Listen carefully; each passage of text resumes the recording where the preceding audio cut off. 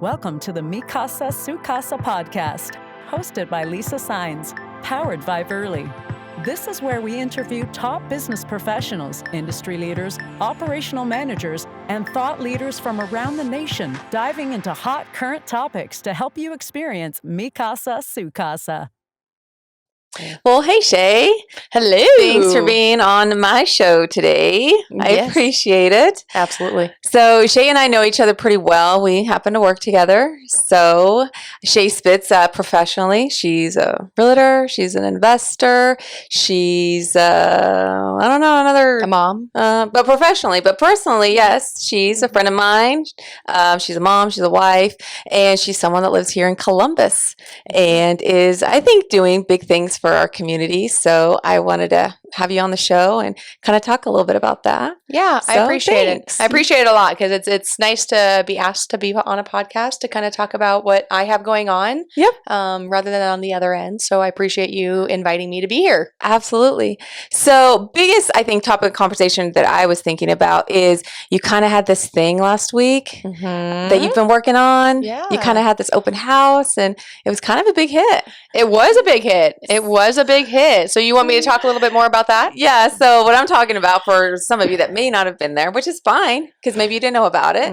Shae just opened up a VRBO/Airbnb here in Columbus. It's known as the Neighborhood Sanctuary. Yep.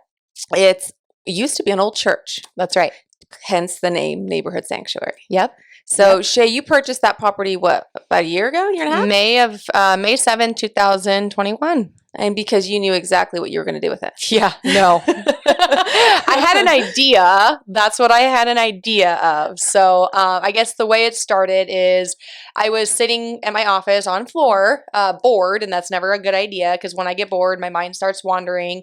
I kind of started getting to the point in my investment career where I was getting comfortable, and when I get comfortable, I know I need to make a change. Well, the reason this kind of came about was I had several people within a week ask me if there was any locations here in Columbus that they could host a bridal shower, a baby shower, and then in addition to family and friends coming from out of town who could also stay there rather than renting two different places. Because one of them there was a double booking at one of the current Airbnbs. And so within a week, they had to try to find another location. So that was a scramble for them. Because Columbus does have a few Airbnbs, VRBOs here, and they're actually very nice. Very nice. Very nice. So, but we're a growing, bustling city, and we do need some more options. So more options, but then also like this one, mine is on at the time I didn't have this idea, but they're all downtown, which is great. But obviously yours is a different variety location. Of different locations is nice as well. So, yes. So that's kind of how it came about. And I was like, okay, so what could I do? What could I bring to Columbus? Because at the time, I think there was really only one larger one and then a couple small ones. Since then, there was another larger one added. And it might be actually an apartment building right now or an apartment. But anyway, so really it doesn't have a lot of short-term stays to be able to host events and parties and stuff. So I just got to thinking, like, where could this be? And then for some reason, this old church had jumped in my head. It had been vacant for 2 years. It'd been on the market for a bit. So you and I knew about it just because, we're realtors, but also a lot of people had, maybe looked at it, thought about it. It'd been a church, but it just needed a lot of work. Well, and I think the other downfall is that on the assessor site and MLS, it stated that it was commercial. Well, when people were digging into it, because there was a lot of people who were interested in it for business use. Well, when they started digging into it, they found out that it's not actually zoned commercial, that it was zoned single family. Well, that opens up a whole bunch of different. Yes. The majority of the people, if not all the people who were interested in it because they wanted it for their business, it threw that out the window because they knew they weren't going to be able to get it rezoned to commercial in a residential neighborhood. So without getting too nerdy, for those that may not know, if, when you're looking at a property, if it's zoned a certain way, that's the kind of business, that's the purpose you have to use it for. So if it's a residential, you have to use it for a home. You can't put a business in there. Yep. You know, and that protects a lot of people like in their neighborhood so they don't have, you know, a store open up next door to them. Yep. And so this one just happened to be, at least it was listed as a commercial. So you have a lot of business people interested in it. And then come to find out it's not, it's residential. And it's, and we won't go into it, but it's quite a bit of a process to go to the city to try to change the zoning, because that's what you'd have to do for anybody out there that was ever wondering how you do that. Yes, so, exactly. And those, and rezoning can happen. It just, it has to make sense for the location of the property. Yes. So we tried to rezone this to R2, which is residential, the second zoning, conditional use. And that was even denied, and it's a whole process, but we're not going to go there. But so you found this property, it's, you know, found out it's residential, and you're thinking, okay. Yep. How can I use this? Yes. So I had the idea, okay, well, let me convert it into short-term rental. I did have that idea, but when we walked the property, we were walking the property, and I thought to myself, okay, how can I do this? How can I put 2 units in this one large space? Because it's about 2,200 square feet above ground, not including the basement. So I was trying to figure that out, and it just was not coming together. We had it under contract. Well, actually, my husband, after we had left, after we walked through it with the contractor, he specifically told me no, because it was on its own well and septic. Just a lot of things. A lot of things. They were asking $100,000 for it. The basement was full of mold. It had Fun. Yes. I mean, like, it was like 3 feet. It was a great opportunity. And when we left, my husband specifically told me no, that he does not want it. He thinks it's going to be too big of a stress. Well, you don't tell Shae no. Yeah, no. You don't tell me no. So Shae turned around and bought it. I turned around and I made an offer without him knowing. It took about 2 days for them to respond. And I remember it was April 1st when they finally, I didn't even tell him once they verbally accepted. I didn't tell him until it was actually written. Well, it was April 1st when we found out that they were going to verbally accept it, because we were at my parents', and that was my parents' anniversary. And of course, it's April Fool's Day. And I said, well, you know, they accepted our offer. And he's like, well, what do you mean? I said, well, I made an offer on the church. He goes, you did not. I said, absolutely I did. I said, absolutely I did. I said, they're signing tomorrow morning, but they did verbally accept our offer. And so it was a whole thing. It was like 48 hours before it actually truly went under contract. So it was a bit of a delay. So it's like so it is like it is on TV, you know, the couple goes in, sees this house. It's got great potential, but it's got all the things wrong with it they could possibly have wrong. Mold, and on its own well and septic, so it's not connected to public water. Just a slew of things. And you go on a limb, you take a risk. Yeah. And I made an offer, and my husband was like, well, what did you offer? And I told him what it was. He goes, oh, well, that's good. Like, yeah, so don't shoot down an idea if you don't know the numbers. Like, you have to do your due diligence.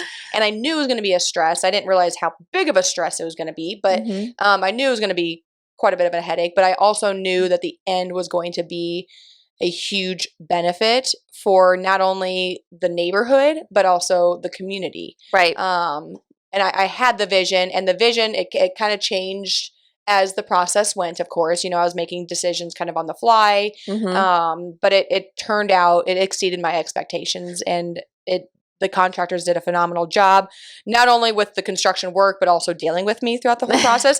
I think I'm an easy person to work with, but I'm always changing stuff. I'm always like, oh, let's do this instead of this.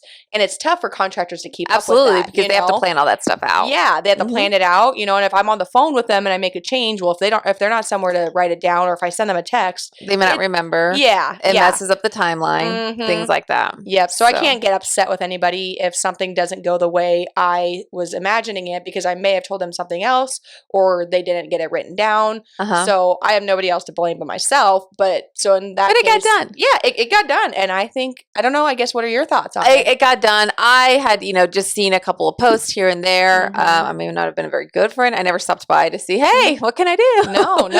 No, that's fine. But so I walked in there last week, and I was just blown away. Now, I have not seen what it looked like before, other than the pictures that were available online. But it looks amazing. I mean, the huge tall ceilings with the original, I think like 10 ceiling tiles on there that have been, you know, refurbished. They're not just, you know, old or anything. Huge, like I said, ceiling, just white light and just brightness. And then, you know, it just looks great. It really looks like something that you wouldn't find in Columbus. And then again, with the possibility to host family gatherings there. And to accommodate people, and it's, you know, conveniently located in a different spot than downtown as well.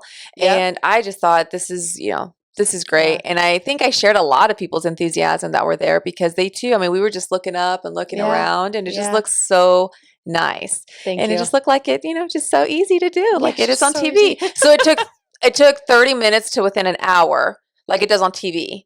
From beginning to end to get this whole process done, right? It took about 30 minutes to an hour. Yes. A full episode. Yeah, I ran into somebody yesterday at the grocery store and they're like, we wanted to stop by and we drove by a couple times, but we had nowhere to park. Yeah. She's like, I just didn't want to get blocked in, so we didn't stop. She's like, I really want to see it. And she goes, I felt like it went so fast. I'm like, oh no, it didn't. She's like, well, looking from the outside in, it did. But it was ultimately 11 months. Now, construction didn't start until July, so technically 9 months. And then it took windows 4 to 5 months to come in. Cabinets, it took 3 months. So everything has been delayed. As we all know, COVID has affected everyone and everything. And then we went through some rezoning complications. So we were kind of shut down for 2 to 3 weeks. And I didn't realize that until I had kept driving by and nobody was there. And I'm like, what is going on? And the contractor's like, well, we got shut down. I'm like, oh, no. We're not getting shut down. So then I had to step in. So, but yeah, so there was a lot of ups and downs, but ultimately it's been fantastic. We had 12 bookings before the open house even happened. So nobody had even seen the inside, which people still haven't really seen the inside, except if you were there at the open house and maybe a few pictures online. But we have professional photos and 3D virtual tours going to be going on. So then people can definitely see it. Yep. So how many people does it fit? Like, say if someone just wants to, stay the weekend, how many people does it comfortably? 11. So 11? It sleeps comfortably 11. So we have a king size, 2 queen, 2 full. Well, one of we have a bunk bed, but the bunk bed is a full on the bottom. And then of course the twin top. And then it does sit on an 1.5 acres. So a lot of people can have, events. We have a lot of people who've reached out about graduations. So if they want to have, tents in the open field area, they can do that. And then obviously family coming from out of town, they can cook, clean, because we got a kitchen there. So they can cook. Very nice kitchen. Very nice kitchen. Quartz countertops. I mean, I don't even have that in my own house. So Hobby Lobby was impressed with how much I spent there. So they were excited about it. Like I said, it was ready to go. I didn't see a thing that was missing or anything like that. From the decor to the to the, like I said, the brightness of every room. Completely finished. There wasn't any spot that still needed to be touched up or anything like that. At least that I saw. Yeah. A full buffet, hors d'oeuvre spread, liquor, water, it was a great event. And I think it was just, everyone was so excited to see it because everyone had been driving by for so long. Like I said, it was a church. So nobody wants to see a church torn down or anything like that. I mean, anything, but I think it really helped to a lot of people to say, oh, it was reused. Yeah. Everybody I think it could get reused and it got done. Yeah. And that's me. I love the old buildings. I'm a sucker for the old original flooring, old original wood. Character. So, yes. So I'm a sucker for that. I don't like seeing that stuff get torn down. So that was kind of like, what can I do with that building? And then I've had a lot of people also tell me, I drove by that property every day. I had no idea, could not think of anything to do with it. I would love to do something with it. And a lot of people are scared to take on that risk because it is a huge risk. It was a very big risk, but I knew that I wasn't going to fail. And even if this Airbnb doesn't work out, I have other options. I have other exit strategies. So it's not just like I put all my eggs in one basket and hope it works. No, I have a plan, I have a strategy, and I have backup plans and so on and so forth. So there's more to it than just going on a whim and hoping. You do have to be educated and you have to, do your due diligence, but I mean, it's working out and I know that it'll be a great benefit to the community and those absolutely. who stay there. So. Yeah, absolutely. So for anybody who's kind of interested, the pictures are professional pictures and the virtual tour. Are they up? No, not they up will yet, be, right. They will be getting done. But you do have some pictures and things like that. Yeah, I have some pictures. I uploaded a few I didn't even take any actually from the open house. Other people did. So I've uploaded a few, but nothing to the extent of get that true feeling of what it really is. I've spent more time over there than I than in my own office. You moved out of your home. You've moved out of my home. And People can't book it right now because Shae's living there. I know. I just love being there. I do. It's cozy. It's nice. It's big and open. It's bright. So, I mean, it looks great from the outside, but honestly, when you step in, it looks even better. Yeah, it really does look even better. That. Yeah. I appreciate that. So for anybody who just wants to kind of like take a look at it, maybe he's interested about, oh, I do have some family coming in. You know, can they just go to VRBO or Airbnb and then locate Columbus, Nebraska? Correct. And then we'll also attach links to this. Interview. Absolutely. So we actually have, what I actually did is I had a website landing page created specifically for this Airbnb. So people can go there and then it'll direct them to go to either Airbnb or Vrbo because I wanted to be able to control that platform in case I ever decide to be able to have the bookings directly through our website versus because I don't want to just completely lose all of that. So I had the QR code created to go to our website and then they can click on either Airbnb or Vrbo. So they have two different options. I've been telling people go both because for some reason the pricing is a little bit different. Is the rates different? Yeah, it is. I don't know why. I haven't figured that out, but I think they do. Like they have their own. I just set like this is our minimum and this is our max, and then they kind of just play around with what gains the most traction. Okay. So I'm telling everybody look at both because I've had some people cancel one platform and book at the other because it was a little bit cheaper.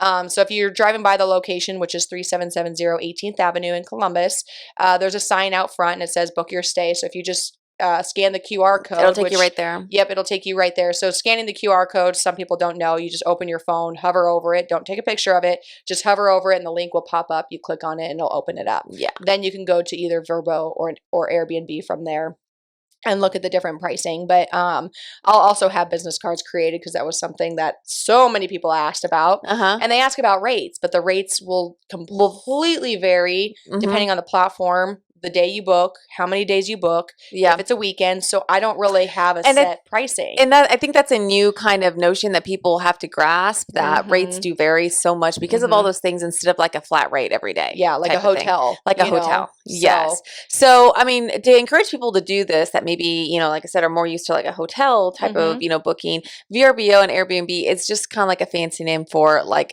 a property that you can rent temporarily. Yep. And it's a little more, I guess, private than like a hotel because it could be like a house. Yep. Yeah. Or a building like this one is. Yep. Yes. Yep. So don't get scared about anything like that. It's basically the same thing. It's what all the kids are doing these days.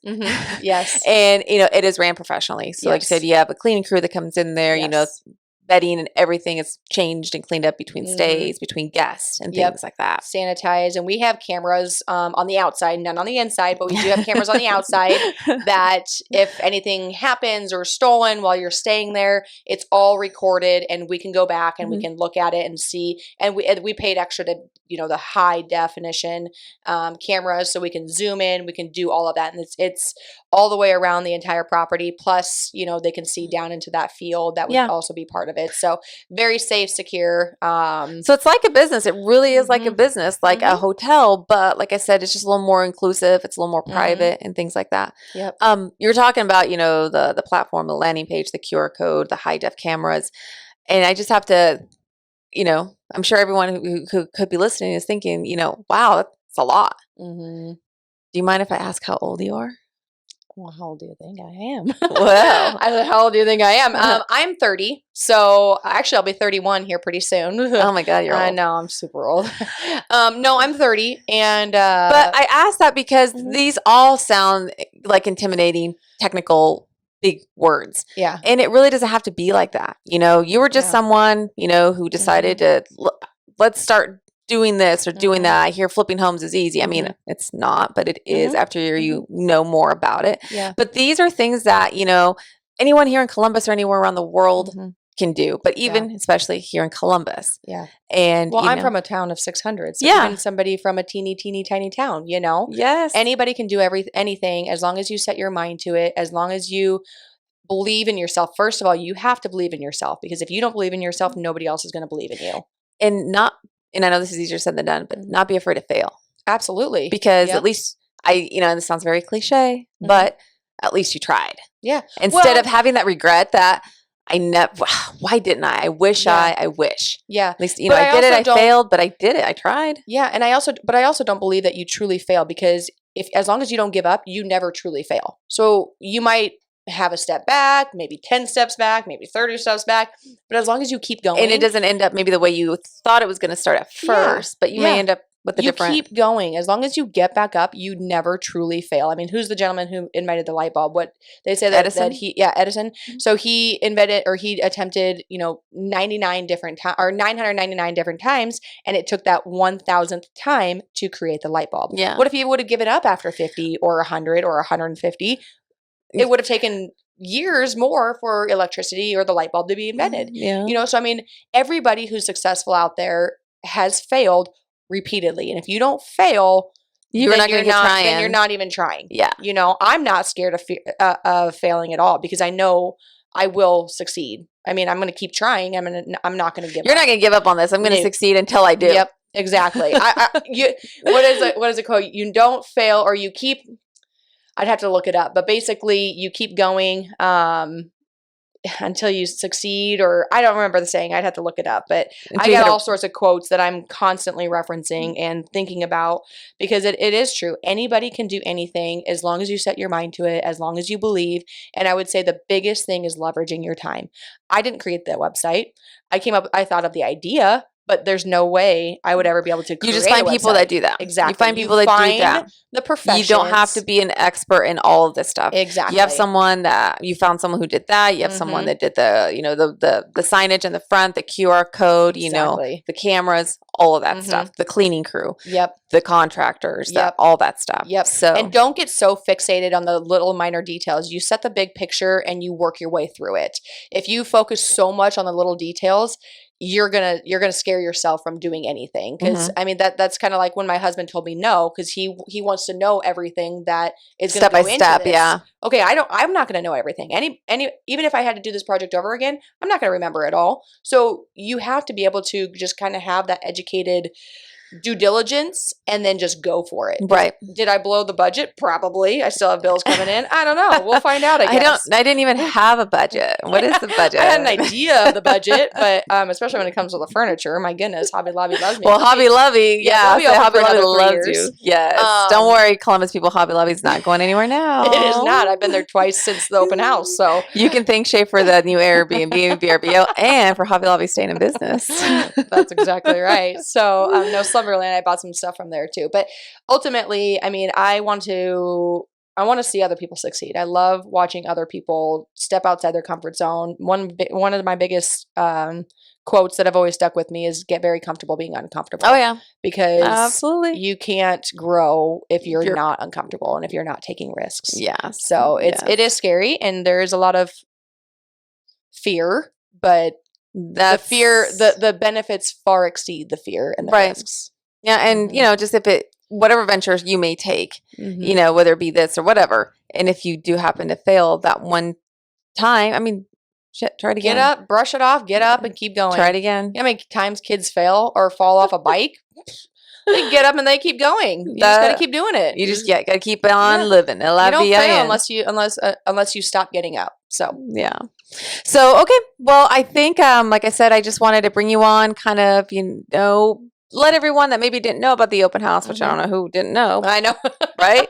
But to know that there is another, service here in Columbus, like there are in the bigger cities. We have a VRBO, Airbnb that's available now. That old church finally did get, done something with. Yep. And it's gorgeous. It's beautiful. You can host graduations, gatherings, Easter, whatever you'd like. Yeah. It's available here in Columbus. Yep. And I just thought, like I said, it's a great contribution to the community. I wanted to bring you on and say thanks for helping and bettering this area for all of us that live here and all of us and everyone in the surrounding communities. Well, another benefit actually, so I'm going to be hiring a manager eventually. I'm starting that process. I'm starting another endeavor. Yeah. It's just going to keep going. But ultimately what I want them to do is be able to host other events there too. So like somebody gave me the idea of doing like a murder mystery night. Oh yeah. It's a place to go. So it's not just for a stay. Exactly. But for an event. So I want the manager to be able to host these, then they'll have like food and drinks during that murder mystery. So you'll have like 4 or 5 different couples. They pay a flat fee and then they get the event, the drinks and the food. So different things like that I want to be able to host for the community to be able to participate. Because I've seen in some of these other VRBOs here in the community, like people will have like a surprise birthday party there. Yeah.